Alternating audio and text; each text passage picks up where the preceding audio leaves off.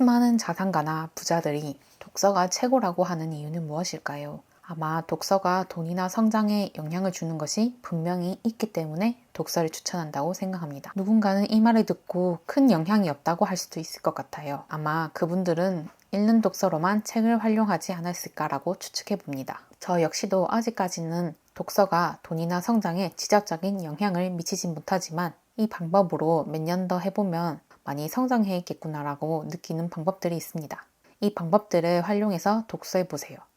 돈이 되고 성장하는 독서 방법 3가지 지금 시작해 보겠습니다. 돈이 되고 성장하는 독서 방법 첫 번째, 필사를 활용해 읽는 독서가 아닌 쓰는 독서를 활용하세요. 자기 개발에 속하는 책을 예로 든다면 책 속의 저자가 책을 펼쳐내기까지는 오랜 기간 형성해온 경험과 지식을 갈고 닦아서 나오는 경우가 많습니다.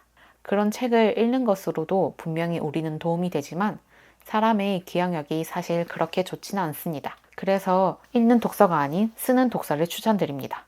책을 읽다가 도움이 되는 부분, 기억하고 싶은 부분이 있다면 메모장이나 다이어리 같은 것을 활용하셔도 좋을 것 같고 필사를 할 수 있는 독서 노트를 만들어도 좋을 것 같습니다. 블로그도 하나의 좋은 수단일 것 같은데요. 블로그는 손으로 직접 쓰는 게 아니지만 책 내용을 한 글자 한 글자에 타이핑하면서 다시 기억하는 것은 머릿속에 좋은 내용을 담을 수 있고 나중에 인터넷만 있다면 다시 열어볼 수 있어서 블로그도 좋은 수단일 것 같아요. 돈이 되고 성장하는 독서 방법 2번째. 또 읽고 싶은 부분은 포스트잇을 붙이거나 책을 접는 것으로 표시를 해두세요. 책장에 있는 책들 중에서 읽었던 책이 여러 번 손이 가는 경우도 있고 시작이 쉽게 안 가는 책들도 있고 그런데요. 읽었던 책을 다시 보는 경우엔 전체를 재독하기도 하지만 표시해뒀던 부분만 골라서 읽기도 합니다. 기억하고 싶었던 부분, 감명받았던 부분을 표시해뒀고 그 부분만 재독한다면 읽었던 책을 효율적으로 한 번 더 읽게 되는 거죠. 어떤 책은 매 챕터마다 좋은 부분이 나타나서 표시를 너무 많이 하게 되는 경우도 있는데요. 이런 책들은 책장에서 따로 재독하고 싶은 책들만 모아서 두거나 아니면 책 겉표지에 표시하는 방법으로 재독에 대한 표시를 꼭 해두기도 합니다. 예전에 어떤 독서 방법 영상을 보다가 인상 깊었던 댓글을 본 적이 있는데요. 실제로 책에 표시하는 것 그 자체가 독서에 대한 흥미를 붙이는데 일조한다고 하시더라고요. 독해력 연구에 따르면 자존감이 독자의 독해력에 영향을 미치는데 그 이유가 책에 표시를 많이 해놓고 훗날 돌아보면 내가 이렇게 독서를 많이 했구나, 열심히 했구나 라고 하는 자신감으로 연결이 된다고 하더라고요. 그래서 그 자신감은 독서를 더 열심히 하고 독서에 흥미를 붙이는데 영향을 준다고 합니다. 사실 저는 유년기 청소년기엔 속독학원을 다녔어서 책을 읽어내는 것 자체에는 또래 친구들보다 속도가 빨랐었는데요. 그땐 책을 빠르게 읽어내는 것, 그것이 자신감이 되어서 책을 한 권이라도 더 읽으려고 했던 것 같아요. 그런데 그게 책을 읽고 소화한다는 것이 아니고 책 페이지를 넘기는 것에 초점이 잡혀서 내용을 흡수하지 못했었어요. 그런데 최근 2년간은 앞서 언급했던 필사도 해보고 이렇게 책을 표시하면서 독서를 해왔더니 내용을 이해하고 독서가 좀 더 즐거운 그런 취미가 되고 있습니다. 돈이 되고 성장하는 독서 방법 3번째, 내 생각을 접어보세요. 앞서 언급했던 필사와는 조금 다른데요. 필사는 책 내용을 그대로 쓰는 반면 내 생각을 쓰는 것은 그 문장으로 인해 내 생각이 확장되는 내용들을 기록해 보는 것이에요. 저의 경우에 독서에 취미를 붙일 때 책에 바로 기록하는 한 줄 메모나 책을 다 읽고 난 뒤 독후감을 블로그나 노션으로 써봤어요. 그러다 보니 독서하면서 내 생각을 적는 것에 대한 장점을 느낀 것이 있는데요.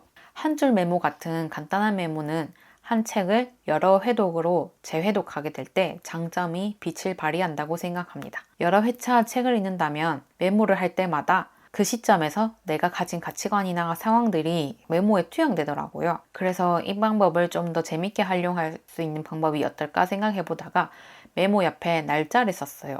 이후에 내가 이 책을 다시 꺼내볼 때 과거에 내가 이렇게 생각했고 지금은 이렇게나 성장했네 라고 알 수 있는 재밌는 방법이 되더라고요.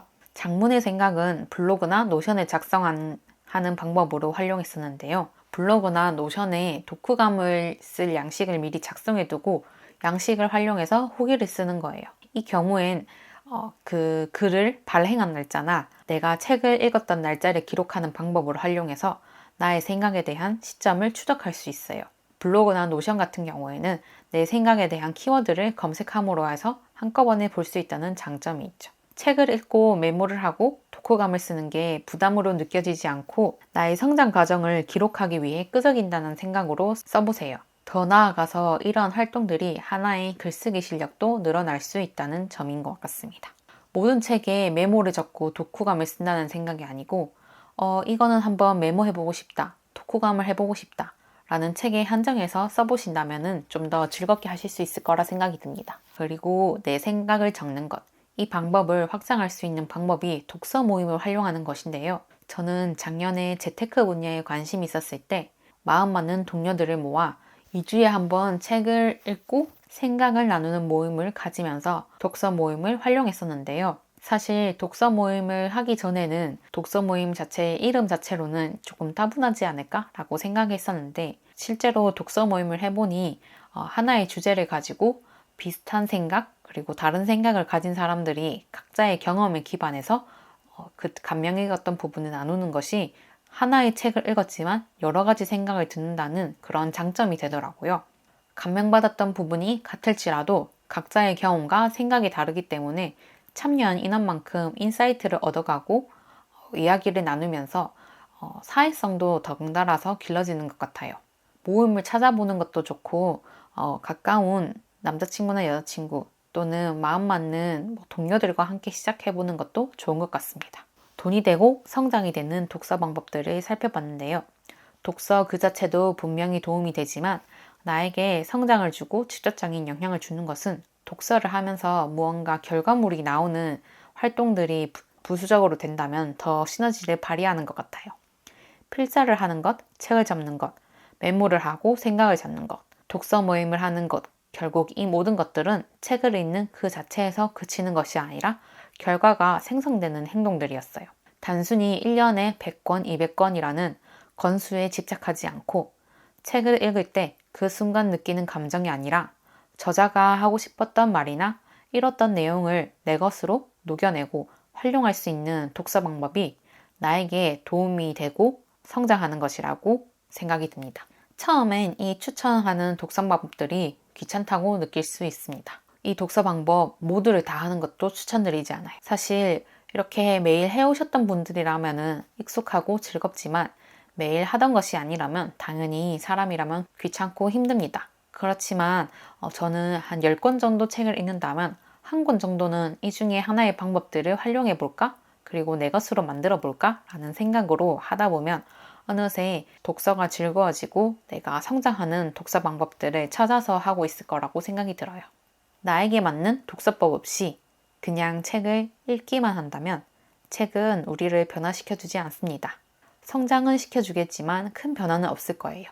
나에게 맞는 독서법을 활용해서 실천하고 성장하는 취미로 활용해 보시는 것을 추천드립니다.